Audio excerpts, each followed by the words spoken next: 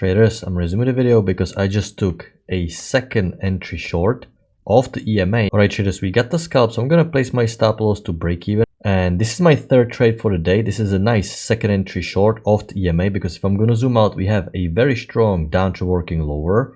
I'm gonna zoom out even more and you can see we have one swing, second swing, third swing confirmation. So the first trade was a failed second entry long below EMA. It first tick higher, reverse down. Then my second trade was this failed second entry long. Again, these trades both set up so quickly I didn't even have time to record. But you can see I widened the channel into two-tier channel because it's not acting as overshoot. You have a break new low, so you can widen. You have break new high, failed second entry long, new push phase, break new high, new push phase. So I waited for second entry short. Even this failed breakout is a decent setup, but it was an inside bar. So great high probability trade. Hopefully we can finally get some runner. I didn't get a runner here because it got stopped at break even.